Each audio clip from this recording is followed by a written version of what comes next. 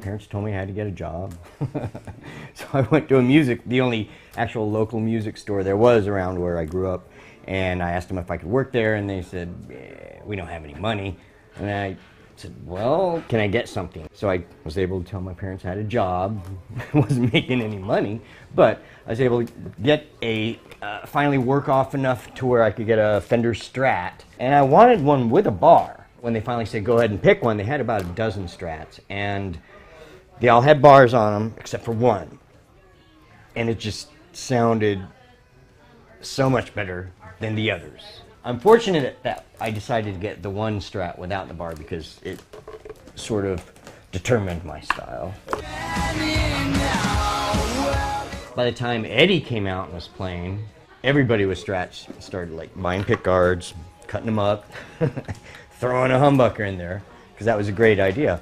The single coils are way too weak to match a humbucker, so I started experimenting with different pickups. I found that I like the humbucker quite a bit further up this way than most people do, because Jimi Hendrix always got a good sound out of his bridge pickup, and I always thought that was weird until I examined it and I thought about it, and I said, okay, he plays it upside down, so instead of it being slanted this way, according to his strings, it's slanted this way. And I like that whole idea because, in general, I like the top treble strings to be a little fatter sounding. And I like the wound strings to have a little more attack, a little more sharpness. When I moved to LA, all the other kids at school had really cool looking guitars. Either brand new guitars or custom guitars, because by then everybody was into the custom thing because of Eddie. I felt a little out of place because I had a Sunburst Strat. Maybe I should have, waved that flag high. Yeah! But I felt like a poor kid, and my roommate at the time was a painter in the Charvel paint room, and for my birthday, because he knew I felt a little embarrassed about the guitar, so he offered for my birthday to paint the guitar at Charvel. He gave it a white with a purple pearl overlay on it. For some reason, I didn't ask him to, but for some reason he cut down the headstock and painted that too. So then I didn't have to feel like the poor kid anymore. Then I was one of the cool kids. I guess what really set it off was the black pickguard, because you're used to seeing white Strats, but with a white pickguard. And I preferred rosewood necks, which I would assume is a little less popular than maple necks. So that combination, yeah, nobody else really grabbed it, and it did become kind of an iconic look for me. This is the very first one they made me. They had a pretty good idea of what I wanted.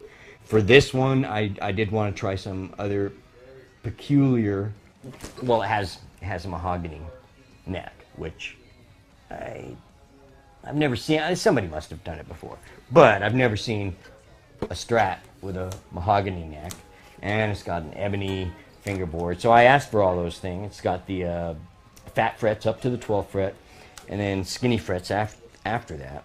Because I was used to playing a Fender scale length, it always felt like there wasn't enough wood under my fingers when I was up here. It always felt like all metal up there. So I asked for the skinnier ones. I like the way that feels better. And they did. They made this guitar, and actually by the time I got it, there was only one song left that hadn't been recorded for Red Dragon Cartel.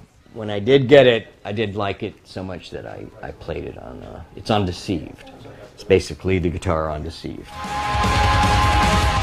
When people mention my name, if they know my playing, they almost always say, the Funk Thing. And that's what the Funk Thing is. And it came about because Warren's fingers are longer than mine. He started doing some ridiculous, stupid stretches, like, let me see you do that. And I knew there was no way I could, but not to be outdone, there, what do you think of that?